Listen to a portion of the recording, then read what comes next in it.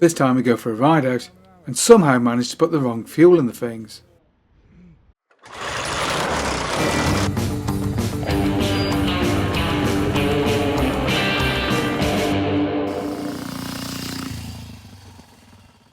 Happens, isn't it? Yeah. Well, it's something of a cautionary tale today, and something that can be done all too easily if you're in a rush and you're not concentrating, which is precisely what we were doing. We had big plans for a winter ride out that would involve a bit of drone work and a bit of filming, and somewhere nice to have a little walk around, and of course some nice twisty roads. But of course none of that happened because we dropped a major boo-boo. Well, slightly in our defence is the fact that neither of us actually drive a diesel car, or actually drive any car very often for that matter. But we were in a rush. We didn't realise that actually when it said super didn't in this case mean unleaded. So we set off down the road and for about a mile everything seemed absolutely fine. However, a couple of miles outside of town, Tom came belting past with his bike actually smoking from the exhaust. Now I don't know what makes a Ducati smoke from the exhaust, but I'm guessing at this point, nothing cheap.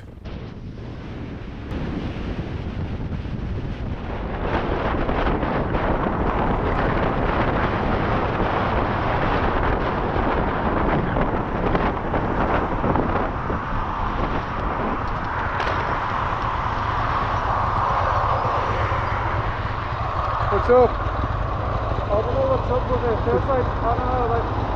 Your choker's off fully. It is off fully. It feels like it's kind of misfiring a bit, and there's like sometimes it's smoky a bit. It looks like the choke's still on. yeah, but it's off here. Like now and again it felt kind of like the clutch was sticking because it just wouldn't produce any power, then it like backfired and it The bike is running pretty rough and misfiring, but at this point the penny hasn't quite dropped and we haven't worked out what we'd done just yet.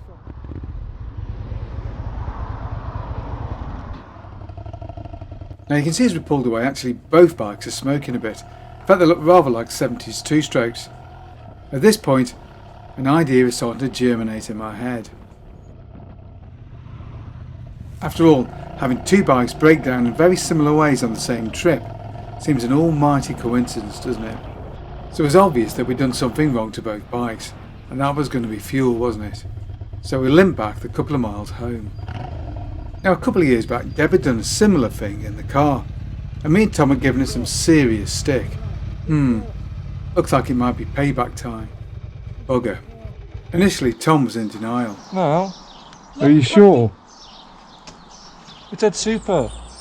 Yeah, but was it super unleaded fuel? Because this is smoking a bit, isn't it? It is a bit, yeah. So the big question is, what do you do if you've wrong fueled your bike or your car? You may be lucky and you may have spotted it when you've only got a tiny amount of fuel in, and some people may advise you at that point to top up the rest of your tank so that the majority is the right fuel. Not necessarily the best advice. So the best thing you can do is to get the fuel system drained.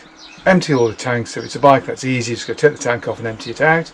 In a car it's more difficult, you'll need to phone services in to come and do that for you. But the only thing you can do is to flush it out. Is it likely to cause any problems?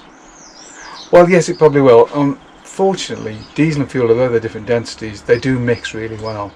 The diesel will kind of dissolve into the petrol, so you can't wait for them to settle down and then just drain the tank or anything like that. Won't work. For a motorcycle, what will tend to happen is the thing will foul the plugs and the vehicle just won't run.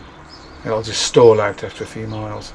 If it's fuel injected, it's worse because it will tend to damage the pumps, the filters in the fuel tank, and also it'll foul the spark plugs too. For a carburettor bike, it's probably not quite as bad. It may foul the jets, but these can be easily cleaned out. But you still need to drain your tank, drain the fuel system, and put fresh petrol in.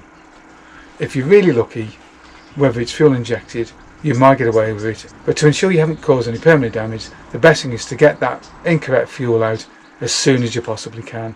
Not to leave it standing overnight or anything like that, to get it out so it's not getting into your fuel system. So that's it for petrol vehicles. But which is the worst case scenario? Is a petrol car with diesel worse, or a diesel car that you've actually put petrol in worse? If you're assuming it's a car, because obviously there aren't too many diesel motorcycles out there. Well, the very worst scenario is of course a diesel car. In the case of a diesel car, the diesel pump and the fuel system relies on the diesel oil itself to lubricate it. Of course, this will be dried out if you get any pressure into the system. It will tend to damage the seals and the bearings and just about everything really in the fuel system. So it can be a very expensive job if you put petrol into a diesel car. So definitely, if you realise you've wrong fueled it, don't try and drive away in a diesel car. You need to get that system drained immediately or you're going to damage your pumps, and it will be very expensive to fix. With a petrol vehicle, it's not usually quite so bad. If you can get that diesel out early, you haven't damaged any of the filters in your fuel tank, and the injectors haven't been blocked up by diesel, then you may well have got away with it. So if you realise you've wrong fueled your vehicle, the best thing to do is to not drive anywhere and get the stuff drained out as soon as possible, whether that be diesel or petrol. If you can get it done promptly, you probably will get lucky and you shouldn't cause any permanent damage. Well, I do hope you enjoyed that video and you found it useful. If you did, don't forget to like and subscribe, and of course, thank you very much for watching.